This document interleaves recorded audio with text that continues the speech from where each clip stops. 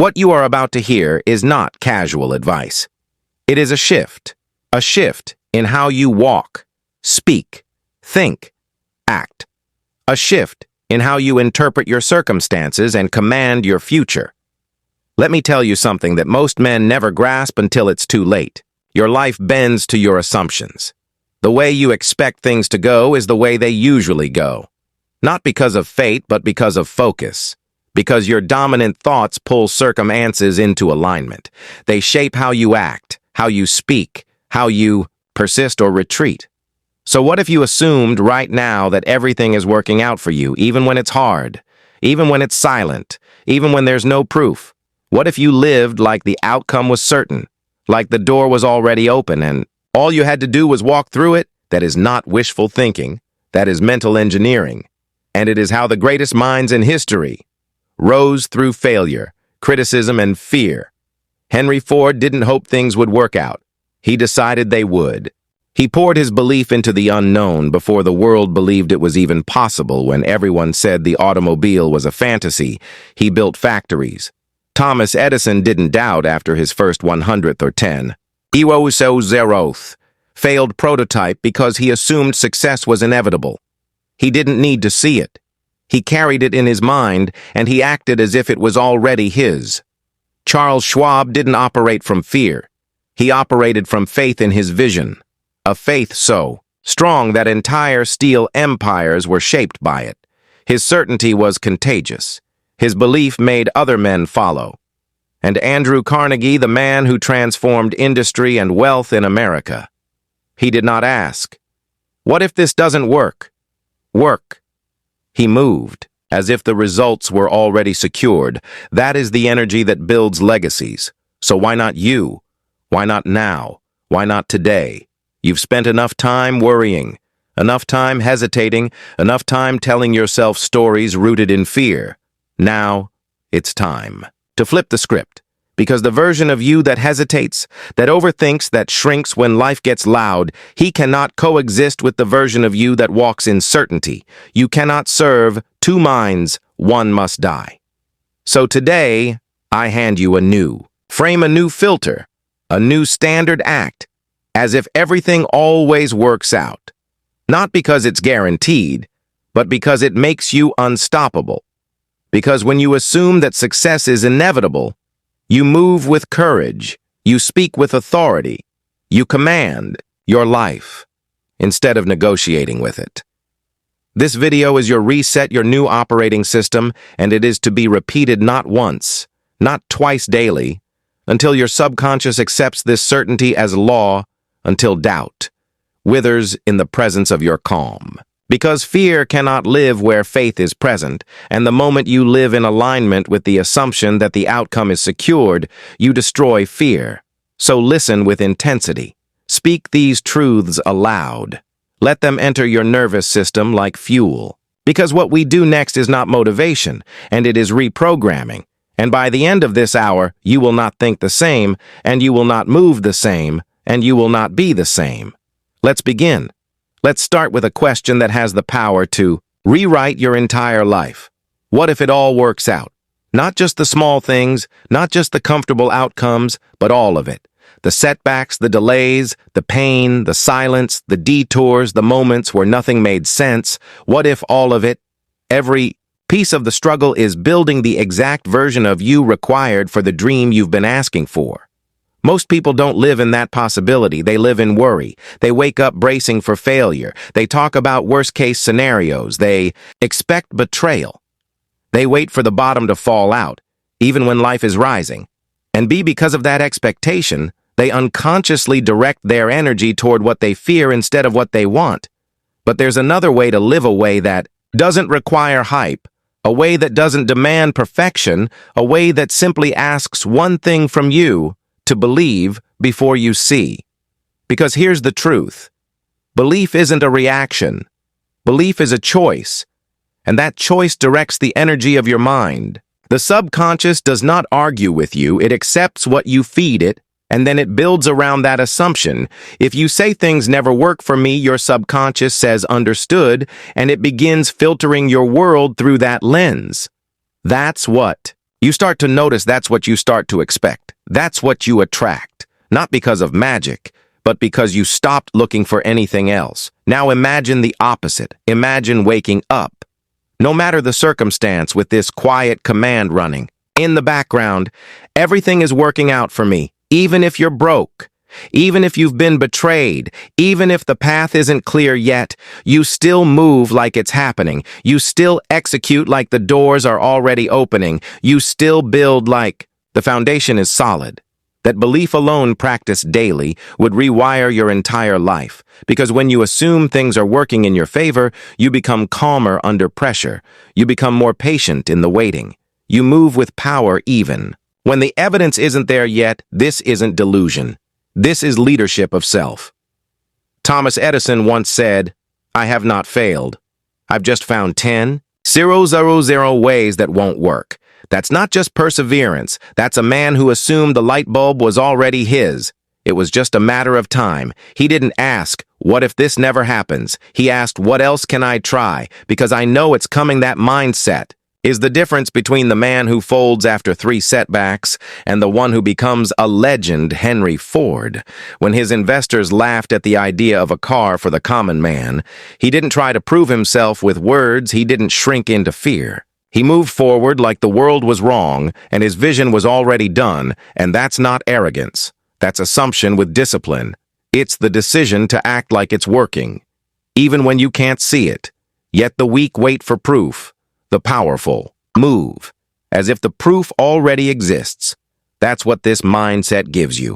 It removes the need for validation, it replaces panic with posture, and it installs a new belief system. The outcome is certain. I just haven't arrived yet. So let me ask you again, what if it all works out? What if the delay was divine? What if the betrayal was protection?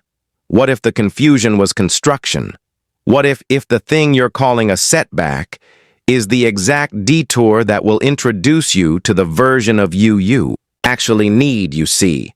Once you install that assumption, once it becomes your default, you no longer fear the unknown. You welcome it because the unknown is not the enemy. It's the evidence that something bigger is forming, and your only job is to keep moving, to build. When it's boring, to lead. When no one's clapping, to act like the outcome is locked in, even if the scoreboard says you're losing. Because the scoreboard doesn't measure your spirit, it doesn't track your faith, it doesn't see what's building behind the scenes. Only you know that.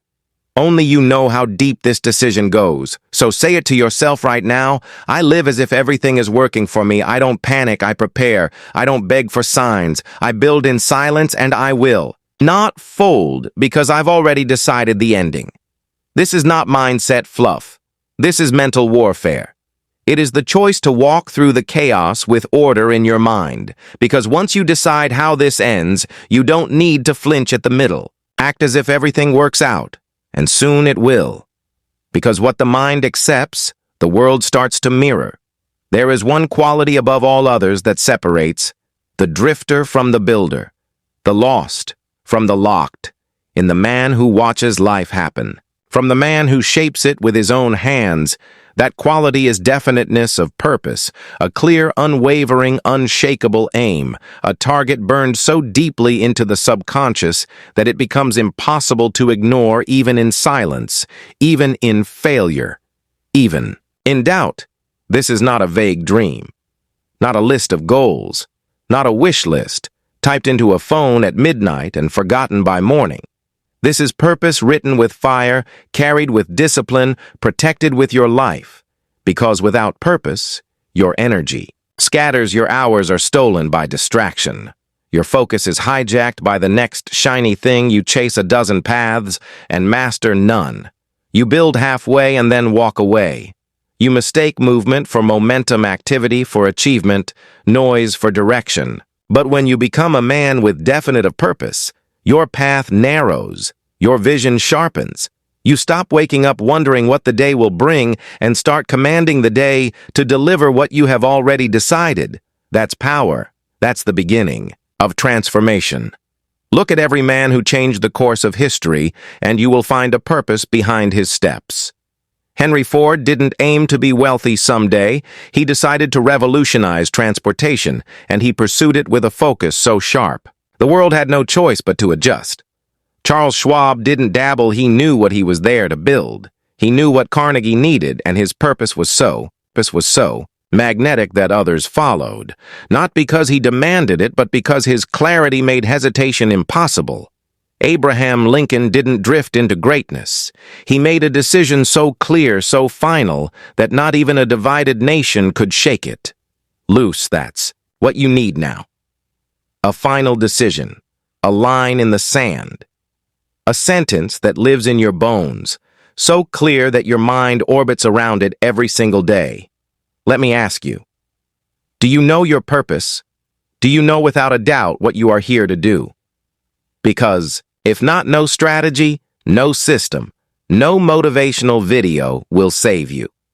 Your progress will always be temporary. Your habits will collapse under pressure. Because the one thing that holds it all together is your why, your decision, your purpose. So write it down, one sentence, not 10-1. What is it? You must build before your time here is done. Who must you become? What must you give? What is the result that your life demands? Not because it's easy, but because you decided it matters more than anything. Else that's your purpose. And once you have it, you read it aloud every morning, you write it by hand. Every night, you don't wait to feel inspired. You rehearse it until it replaces every other thought. This is the foundation of all confidence. To wake up and know where you are going. You don't compare. You don't scroll. You don't flinch because your steps are already assigned. Everything you do, the food you eat, the books you read, the habits you install, the words you speak, the risks you take, it all bends toward one thing, your definite purpose, and that gives you spiritual immunity against distraction. You no longer envy other men's paths because you are locked into your own. You no longer fear failure because you know it is part of the construction. You no longer need approval because your purpose gives you authority. And from that place, the decisions become easy. Clarity becomes your compass. Time bends in your favor. Because the universe, your mind, and every atom of your being begins to conspire around one thing, completion of the mission. But without that purpose, even the best habits will drift. Even the strongest man will fall. Even the most brilliant mind will chase things that don't matter. So write the sentence, etch it into your soul, and this is not for someday. This is not for when life calms down. This is the day you stop living like a leaf in the wind and start moving like a builder with orders from within. Say it now. I know my purpose, and I follow it without apology. I no longer wait for clarity. I generate it. My energy is sacred and my direction is locked in. This is how empires begin, not with noise, but with one decision, burned so deeply into a man's spirit that even time itself bows in his direction. And if you haven't made that decision yet, make it now, because the clock is still running, but your focus hasn't been, and you've got work to do, you've got power to build, and none of it will happen without purpose. Faith is not something you wait for. It is not a gift that descends from the sky. It is not the result of hope or circumstance. Faith is something you build. It is constructed the same way a building is constructed. Brick by brick, act by act, thought by thought, until you stand in the middle of something so strong, so stable that even your doubts must bow before it. Let me tell you a truth. Most men will never understand. Faith is not emotion. It is repetition. It is the byproduct of consistent, disciplined belief. Spoken aloud, written down, acted upon until your subconscious accepts it as fact. You don't find faith. You forge it. You train it. You rehearse it until it no longer requires evidence because it becomes the evidence. And here's the key. The mind doesn't believe what is true. True. It believes what is repeated. That is why so many men believe in failure, because they've rehearsed it. They've spoken doubt daily. They've imagined disaster over and over. They've aligned their actions with fear, and then wondered why faith hasn't arrived. Let me be clear. You cannot rehearse weakness and expect strength to show up. You cannot marinate in hesitation and expect certainty to grow. Faith.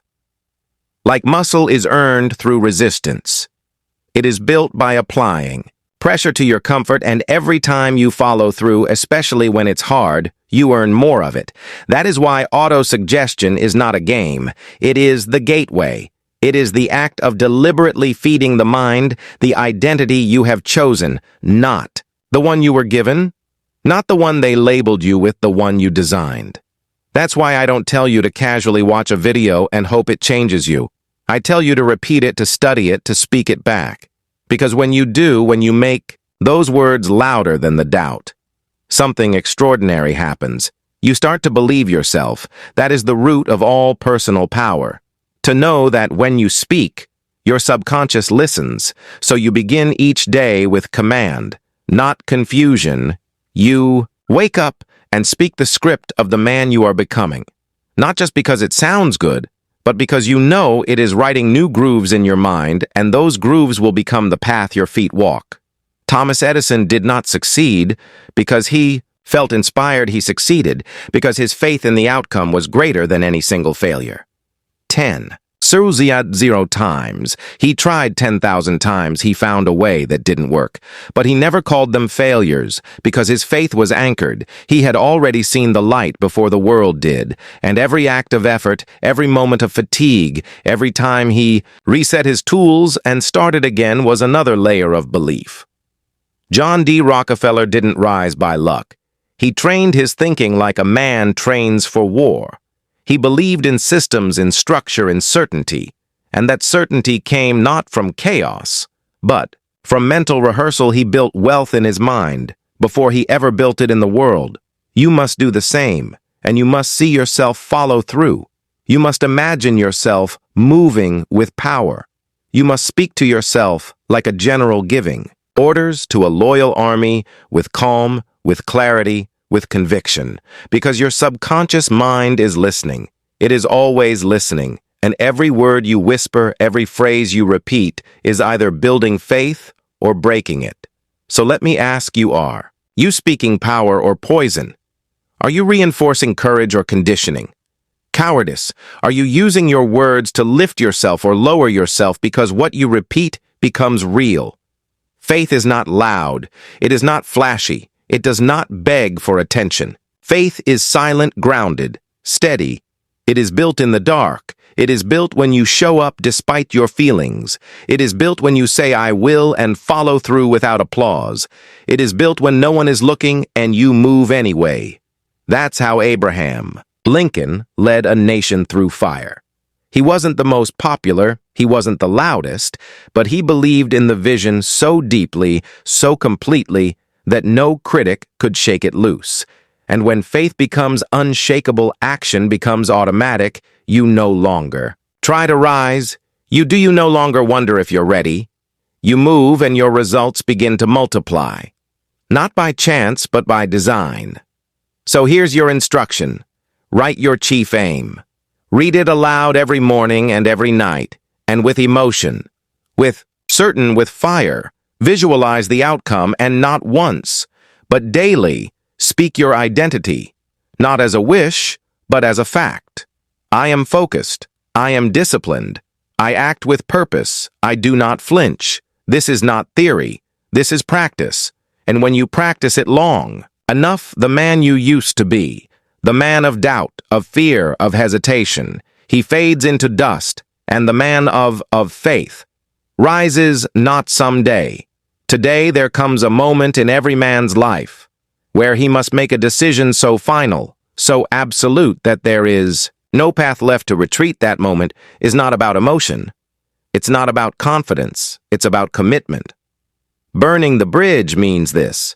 You remove all exits, all fallback plans, all quiet excuses that whisper, "If this doesn't work, I can always go back." No, you can't, not anymore, because that man is gone. Let me tell you something that every titan of history has known: you do not truly transform until you remove the option of staying the same. You cannot build a new life while clinging to your old one. You cannot become someone new and still hold space for the person you used to be. You cannot win with your eyes halfway on the rearview mirror. Charles M. Schwab didn't become the president of Carnegie Steel by playing it safe. He wasn't the smartest man in the room. He was the most decided. He carried himself like a leader before the world saw it. He aligned his speech, his tone, his energy with his desired position, and in doing so, he closed the door to mediocrity when he walked into the room. The room felt it. You want that kind of presence, you must decide so fully, so violently that your past self is stunned into silence. This is what it means to burn the bridge. It's not symbolic, it's strategic when you remove the option. To quit when you make it so there is no going back, you activate a part of your mind that most men never touch. It's the part that must win, because it has no choice. Andrew Carnegie demanded this from his men. He didn't want those who were interested in success. He wanted men with one obsession, men who burned the bridge to every other pursuit. He understood this truth: a divided mind is a defeat. Ed mind. And so must you. You cannot serve two identities. The man you've been and the man you are becoming, one of them has to die. That means you must remove everything that gives the old. You oxygen every distraction, every excuse, every person who keeps you small. You say you want to rise, good, then it's time to remove the staircase back down. You say you want to become unrecognizable, then stop keeping souvenirs from your past self. That means you delete the contacts that drain your focus. You clear your space of things that reinforce the old habits. You stop visiting the mental corners where doubt still lives. You destroy the comfort you used to retreat to, because comfort is a liar. It says you're fine where you are, but greatness never lives there. Greatness begins the moment you close the back door and walk forward with fire. That's what Henry Ford did when he bet everything on the assembly line. He didn't ask for permission. He didn't try to convince the skeptics. He decided, and in that decision, he removed failure as an option. People laughed. He didn't, because a man who has burned the bridge does not have time to entertain doubt. He is too busy executing. Now listen to me carefully. You will be tempted more than once to look back. You will think about how easy it was to be lazy, to scroll, to sleep in, to live with without pressure, and that voice will sound reasonable. It will offer balance. It will tell you it's okay. Just this once. That voice is the final ghost of the old identity. Kill it. Do not entertain it. Do not respond to it. Do not explain yourself to it. Replace it every time it whispers. You speak louder. I said 90, not 9. I act from decision, not from feeling. I move because I chose this path. Not because it's easy, but because it's mine. Do you understand what that does? It hardens your will. It trains your subconscious to believe that your word is law, that your actions are not suggestions, they are commands. This is where the edge is formed, because now you don't need emotion to move. You don't need motivation. You move because the bridge is gone. You move because the man you used to be has no shelter left. You move because the only direction is forward. Thomas Edison didn't hope for a breakthrough. He decided there would be one, and he worked like a man with no alternative. 0 failures, and not once did he consider going back. Why? Because he had no bridge to return to. You must adopt the same mindset. Burn the plan B, eliminate the WH if lev, as if this is the only shot, because it is. The clock doesn't pause, the world doesn't wait, and neither should you. You have been dancing with discipline long enough. You've flirted with greatness long enough. Now is the time to marry the mission fully, finally, without hesitation. Because once the bridge is gone, and the fire Rise is behind you. There is no turning back, only forward, only execution, only evolution. Let that be the point of no return. Let that be the day everything changed. Let that be today. No man rises alone. No man becomes powerful by staying in isolation. While discipline is forged in solitude, acceleration is born in alignment. There is a force more powerful than willpower, more potent than skill or ambition. It is the power of the mastermind, and it begins with this truth. You become like the minds. You consistently align with your thoughts are shaped by your circle. Your energy is influenced by your environment. Your identity is forged in the company you keep. You may believe you're strong enough to carry your mission alone, but look around. Truly, look. Who do you share your time with? Who do you allow to shape your vision? Who do you speak to most? Because those voices are either building you or breaking you. The mastermind is not just a group. It is a mental alliance, a convergence of aligned minds moving with a shared intention to elevate, not distract, to build, not entertain, to sharpen, not soften. You must seek this, or you must build it. That means find men who speak with clarity, who move with purpose, who understand what silence means, who don't need to be reminded of the mission, because they live it. When you connect your mind to others moving with the same fire, something miraculous happens. You become faster, stronger, more focused. You multiply your energy. You see-pieced timelines. You begin to unlock ideas you never would have seen on your own, because the mastermind brings perspective. This is not theory. This is the same strategy used by the greatest builders of history. Henry Ford did not build his empire in a vacuum. Surrounded himself with thinkers, engineers, and men of unshakable belief. They didn't always agree, but they aligned, they pushed, they challenged each other into higher forms of execution. Thomas Edison had a mental network of collaboration, not noise. Ideas passed between minds, each one sharpened through shared obsession. Andrew Carnegie, one of the wealthiest minds ever to live, attributed his fortune not to luck, not to capital, but to the power of the mastermind, to having one goal reinforced. By many minds united in purpose. Charles M. Schwab too wrote, because he sought alignment with the highest vision and made it his daily environment. The mastermind does not happen by accident. It is created carefully, deliberately. But let's be clear. Not everyone around you qualifies a mastermind. Does not include people who speak with doubt, people who gossip, people who chase comfort, people who mock discipline, people who wait for permission to move.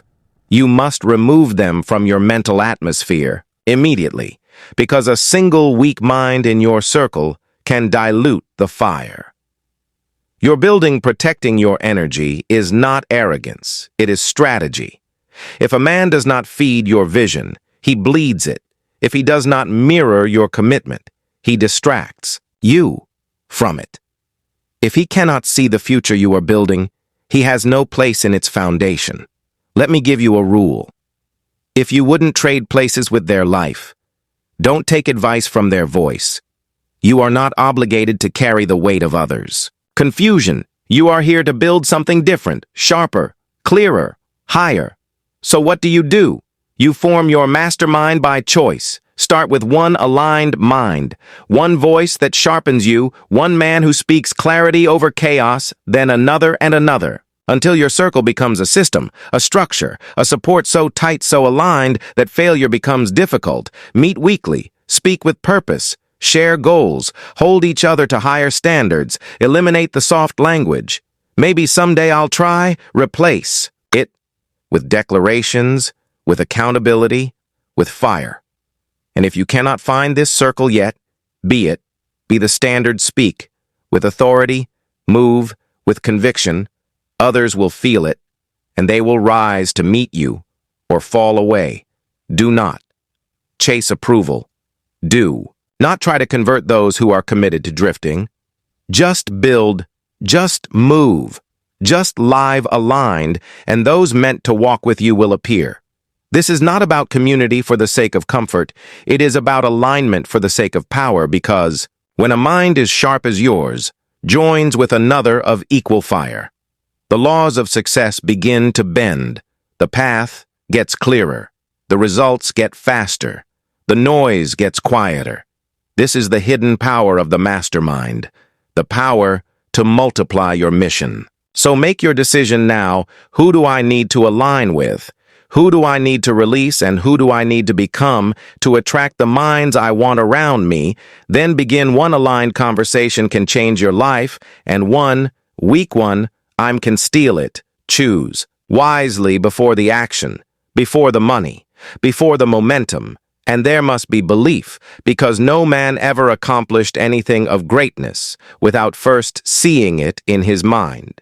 You must believe long before the world gives you permission, long before the world applauds, long before the evidence shows up. That is the true test. Can you act as if it's already real, while it's still invisible? This is what separates the few who rise from the many who quit. Understand. This faith is not a luxury. It's not an optional mindset. Reserved for the optimistic, faith is a requirement, the foundation, the beginning of all transformation. You may think you need clarity to begin. You don't. You may think you need resources, motivation, support. You don't. What you need, which is a decision backed by belief, the kind of belief that is felt in your chest, that moves your feet, that speaks louder than doubt, even when your voice shakes. Abraham Lincoln did not know how the war would end. He didn't have certainty in strategy, but he had faith in principle. Faith that freedom must win, even if the road cost everything. Henry Ford had no map, no market, no approval. But he believed so deeply in his vision that the world eventually bent to his certainty. Rockefeller built empires before the infrastructure even existed. Why? Because in his mind, it was already done. Edison, Carnegie, Schwab. None of them waited for evidence before they believed. They created the evidence by acting in advance of it. That is what faith does. It precedes the results, but fear does. The opposite. Fear says, I'll wait until I see proof. Faith says, I'll move and then make the proof appear.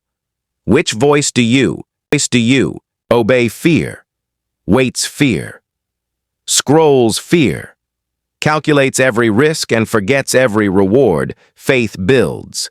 Faith acts. Faith believes and moves anyway.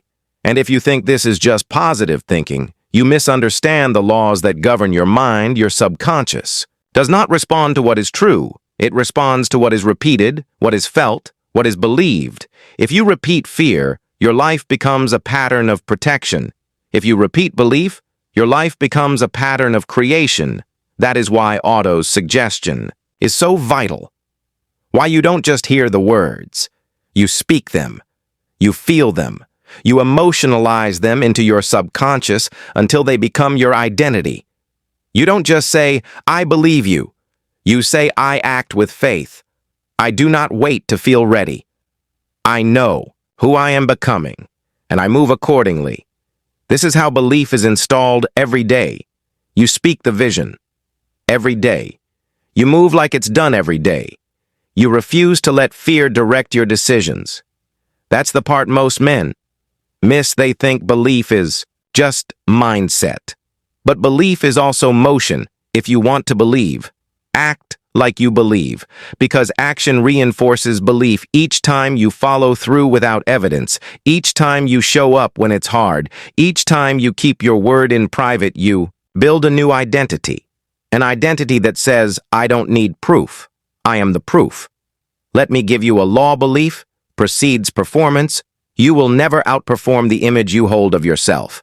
So the question is not, can I do it? The question is, what am I rehearsing?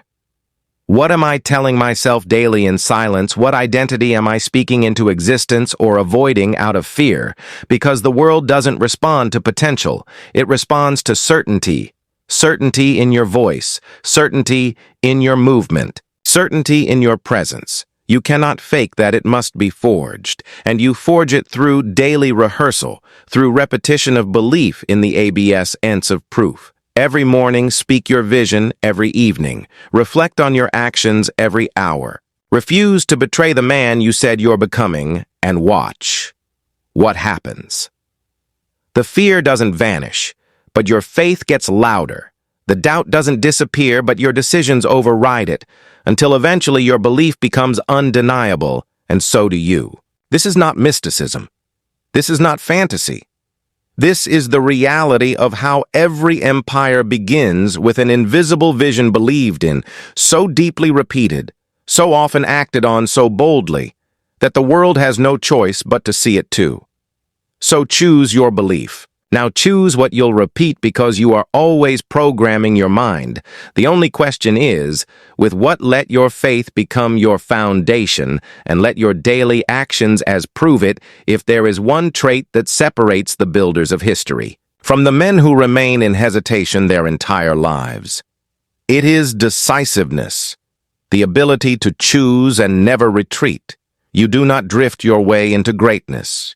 You decide your way there. One decision repeated without apology becomes the dividing line between those who make history and those who only watch it unfold. Let this be understood. Indecision is the breeding ground of fear, and the longer you wait to choose, the louder the doubt.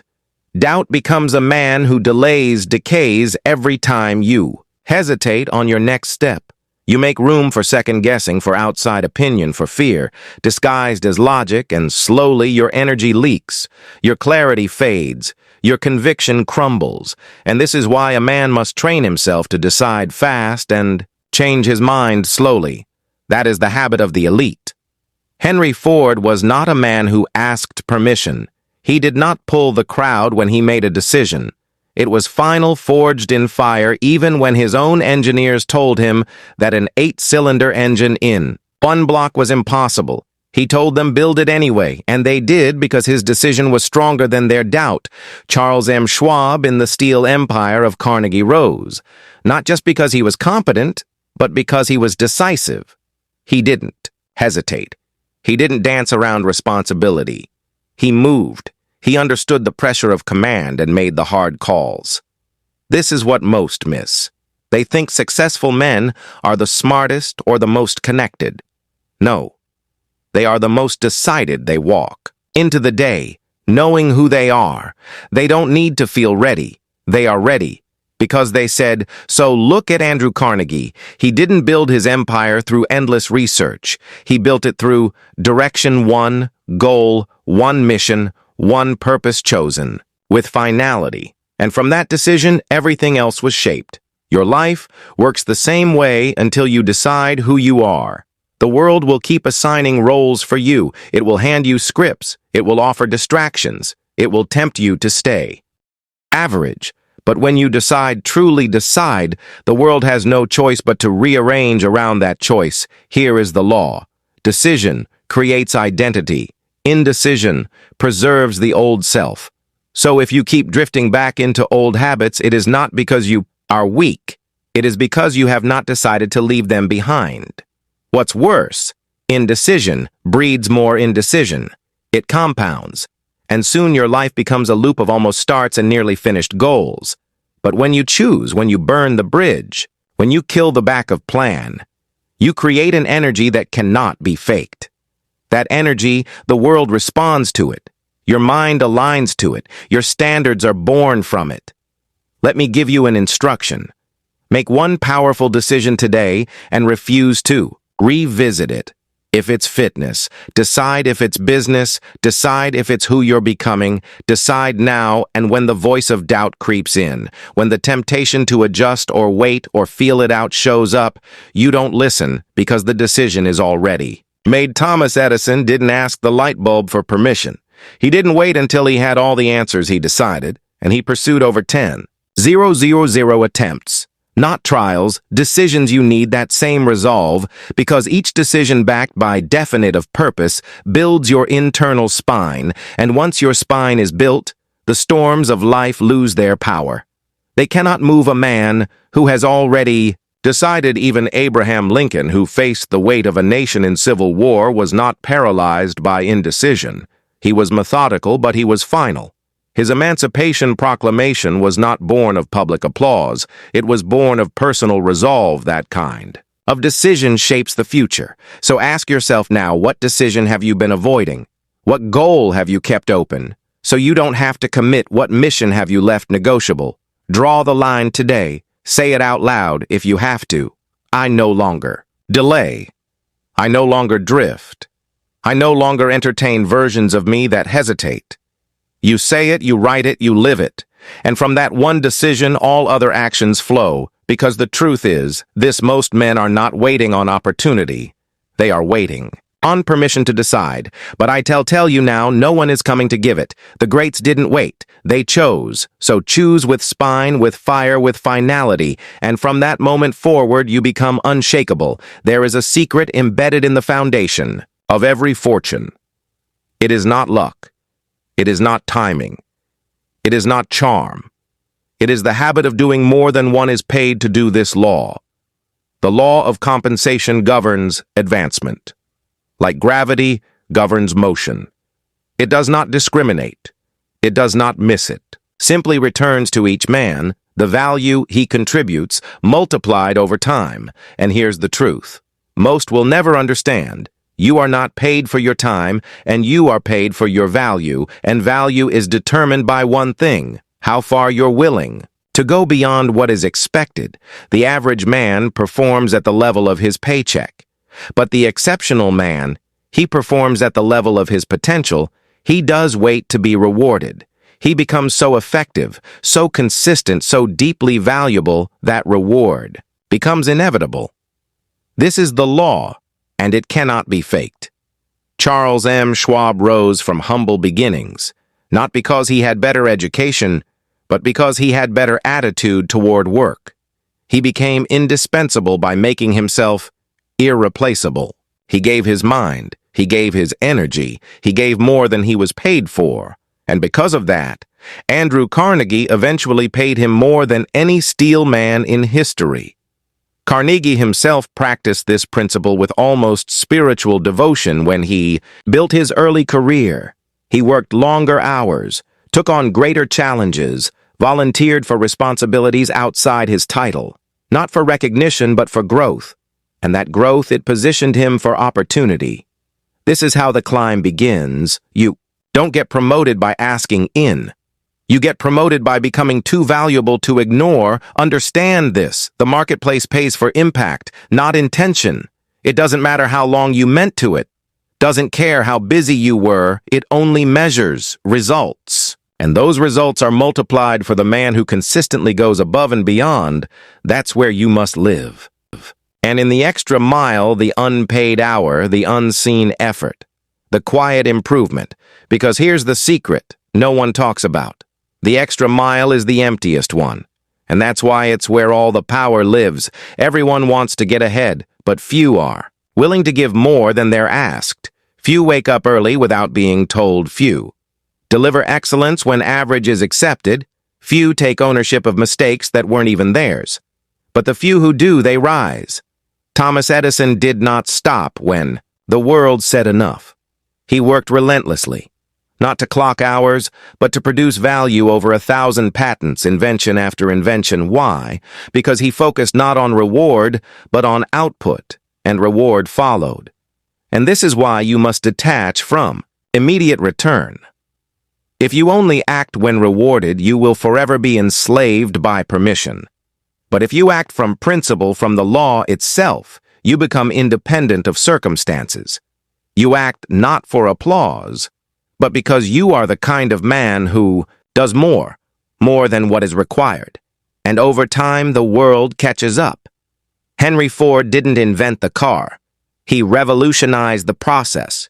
He built something better, faster, more accessible.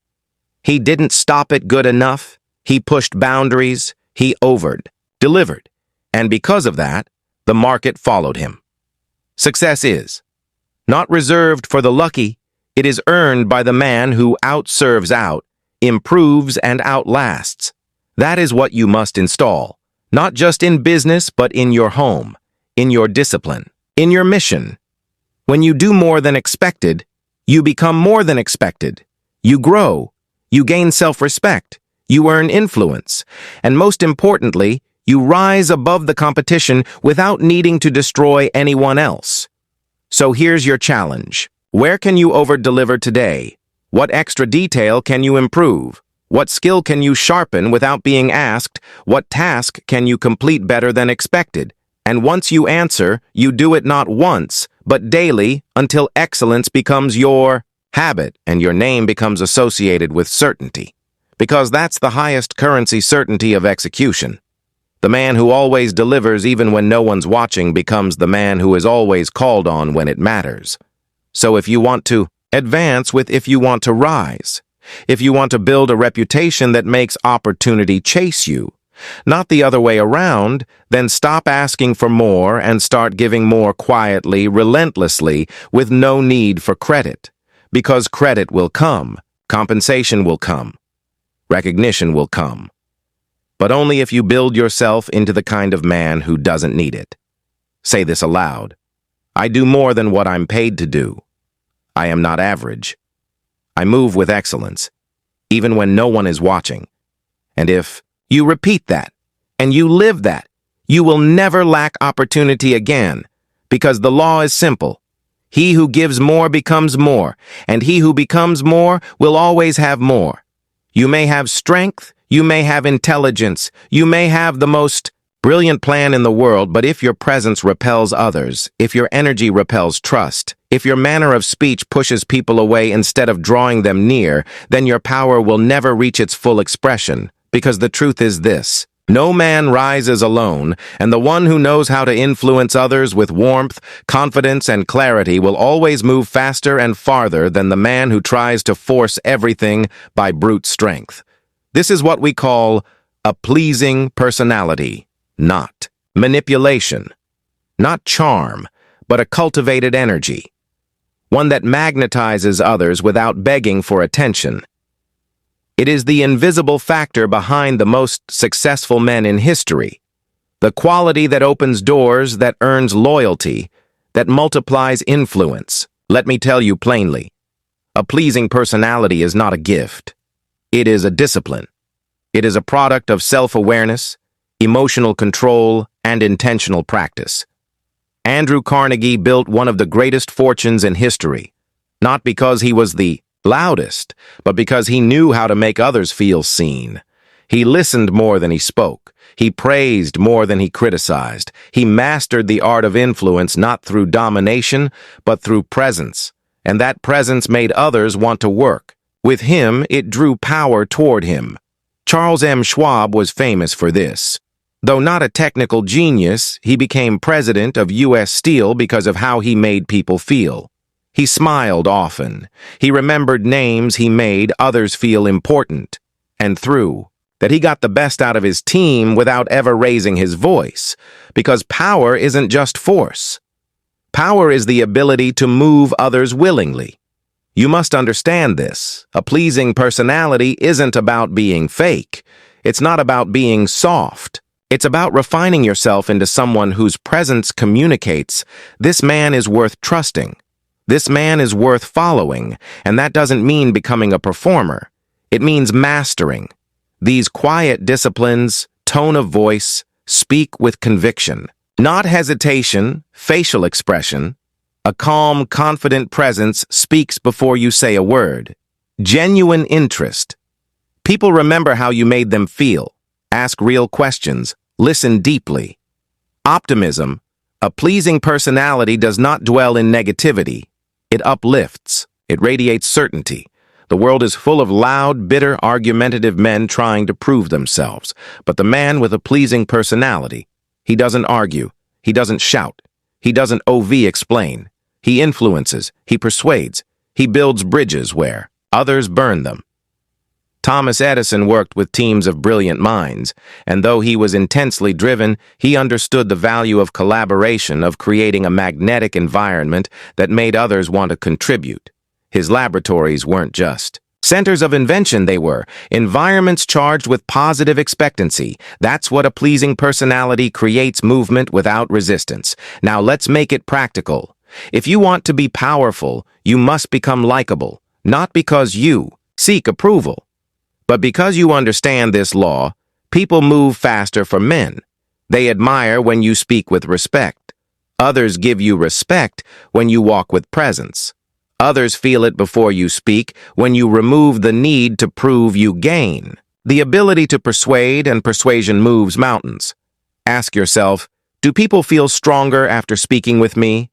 Do I make others feel valued, not by flattery, but by attention? Do I carry myself with calm authority or chaotic energy? Because here's the bottom line. The most powerful man in the room is not the one who talks the most, but the one others listen to when he finally speaks. Abraham Lincoln is remembered as one of the greatest presidents, not because he dominated others, but because he combined firmness with humility. He communicated with simplicity, with clarity, with presence. Even in the darkest times, he radiated a pleasing personality that gave the people confidence. Henry Ford, for all his brilliance, knew the importance of harmony. He didn't surround himself with yes men, but he valued those who could communicate ideas with calm strength and direction. He was not polished in speech, but he was consistent in presence, and consistency creates trust. That's the essence of a pleasing personality. You don't chase attention. You command it to through character. So here's your challenge. Speak less, and when you do speak with intention, smile more. Not as a mask, but as a message. I am in command of my energy. Move. Slowly speak. Clearly. Make others feel seen, and most of all, live your life in such a way that your presence makes others want to be better, because that's the highest form of influence. The man who uplifts everyone around him without effort, simply by being who he is. Repeat this daily. My presence is calm, powerful, and persuasive. I make others feel seen, heard, and understood. I do not argue. I influence. And over time, that energy becomes magnetic. The world starts leaning toward you, not because you shouted, but because you built yourself into a man worth following. There is a law, one so powerful, so consistent, that those who live by it are destined to rise, and those who violate it are sentenced to mediocrity. It is not written in stone. It is not taught in schools. It is rarely mentioned in conversations about success, and yet every successful man I've ever known obeyed this law like it was scripture. It is the law of increasing returns. The man who does more than he is paid for will soon be paid for more than he does. Let that echo, because it is not a motivational phrase, and it is an economic truth, a spiritual truth, a universal truth. The average man says, I'll give more when I get more. But the builder, the man who commands, his life says I'll give more now and let the rewards find me later. And they always do look at Andrew Carnegie.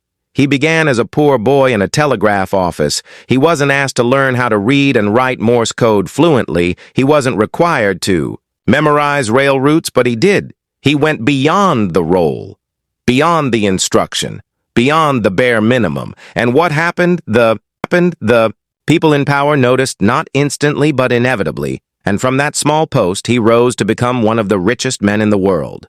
How he gave value first, without asking, without keeping score, without demand. The man who goes the extra mile makes himself irreplaceable, because while others perform the duty, he delivers the result. While others ask, what am I owed? He asks, what else can I give you? Must understand, life does not pay you based on the clock. It pays you based on value. Your time means nothing if it produces little but your effort, your initiative, your refusal to cut corners or wait for reward that makes you unstoppable. Thomas Edison knew this well. His work ethic was legendary. Thousands of failed experiments, sleepless nights, years of obsessive experimentation. He didn't demand guarantees. He gave everything first, and only after results were produced, the world handed him its rewards. Now let me ask you, are you doing the minimum? Are you only rising when someone's watching? Are you only moving when it's convenient because the universe keeps score, not of your hours, but of your initiative. The world might not reward you immediately, but it will eventually and far beyond what you expect if you make this a habit. Start where you are. If you work a job, stop asking what your role is. Start asking what your standard is. If you're building a business, stop asking what clients will pay for. Start asking what would blow them away. If you're building a skill, don't just check the box. Stay longer, push deeper, stretch further, because every time you exceed the expectation, every time you cross the invisible line of enough and keep going, you separate yourself from the pack. You become unforgettable. You become trusted. You become indispensable.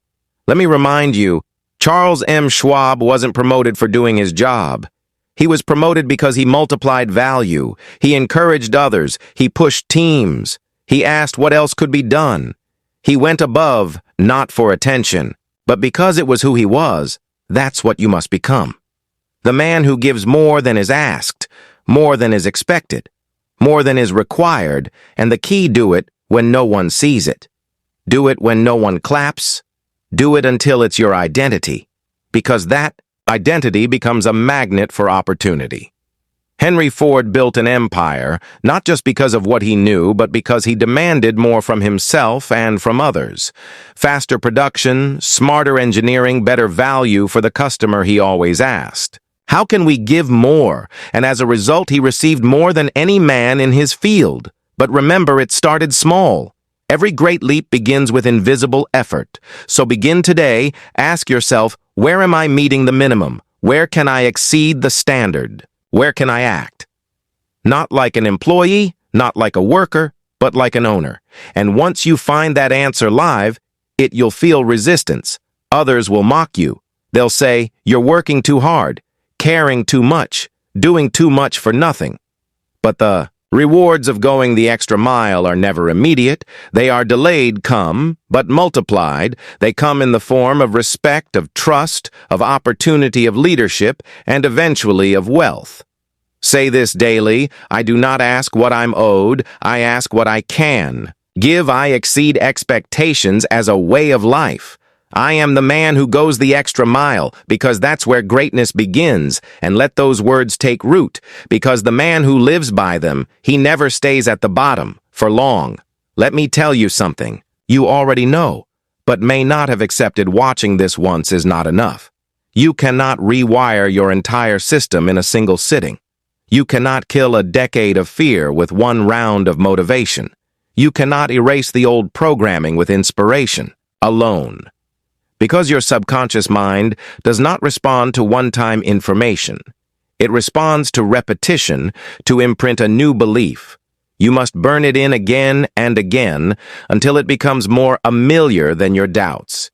So let this truth echo through your mind. Repetition is the language of the subconscious, and the strongest loop always wins. If your old loop is, I'm not good enough, it will dominate until a stronger one replaces it.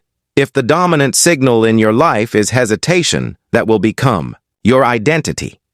But if you feed your mind day after day with power, with certainty, with a voice that reminds you of who you really are, then the old voice loses volume, not by force, but by frequency. That's why autosuggestion is not optional. It is the method, the tool, the mechanism by which you reprogram who you are at the core. And how does it work? You play this again. You speak the lines aloud, not casually but with energy. You memorize the phrase ease that struck you. You repeat them in your mind. When resistance rises, you let this message become your mental software. You don't listen for entertainment. You listen for identity installation, because you are not just here to feel better. You are here to become unrecognizable. Let me show you something. Close your eyes and say this to yourself. I am not afraid. I act without hesitation. I am focused. I am certain I am becoming who I was meant to be. Feel what happens in your body when you say those words. Do you feel it shift? That's not imagination. That's neural reinforcement. That's your identity being updated in real time. Now multiply that by 90 days. You say it once. It's a spark. You say it every morning for 90 days. It's a circuit, and you speak it until it becomes your baseline. Until the words don't just sound strong, they are your voice. Because here's the law. What you feed forms you, what you repeat becomes you. So don't let this message fade. Don't treat it like a video. Treat it like a ritual build. You're mourning around.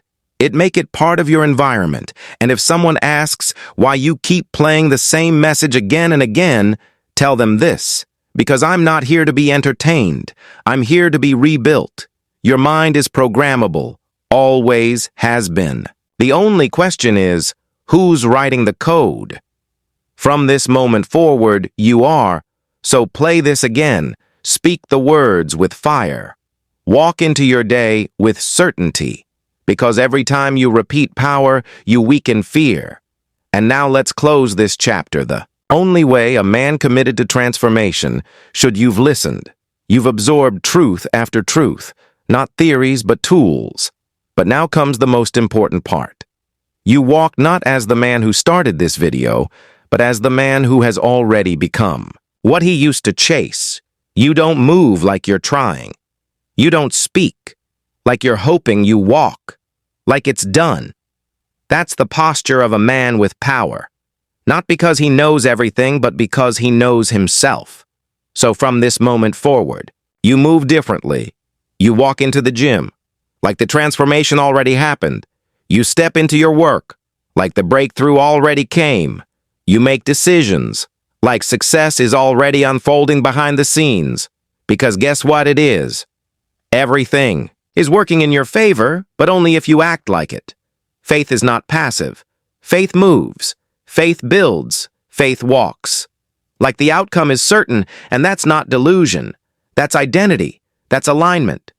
So before this video ends, before you step back into the world, I want you to say this with power out loud. Spine tall, chest forward. I am not afraid. I act without hesitation. Everything is working in my fave, and I move like it now. Say it again slower and mean it. I am not afraid. I act without hesitation. Everything is working in my favor, and I move like it. That is your identity script. Now, you don't need validation. You don't need applause. You don't need anyone to understand the fire that's burning in your chest. You just need to keep going because the world rewards the man who moves with certainty, not knowing, not explanation. Certainty. You don't have to explain your decisions to people who haven't earned the right to hear them. You don't need permission to rise. You don't need a green light. To act, you are the green light. You're not waiting for a breakthrough.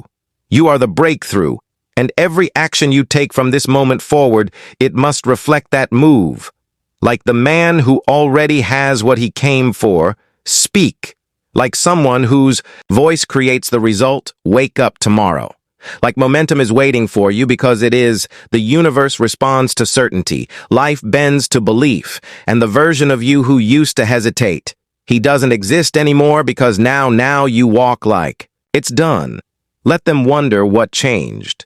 Let them feel the shift when you walk into a room. Let them sense the silence in your presence, the kind of silence that doesn't come from not knowing, but from knowing too much to waste words. You've done the mental work. Now, walk it out. Every room you enter, every action you take, every plan you make. Make it from the man who already is. And if you ever forget, you come back to this video, you press play again, and you remember who you really are. This isn't just a motivational message. This is a mental installation, and you don't install it once you live it. You rehearse it. You become it. You become it.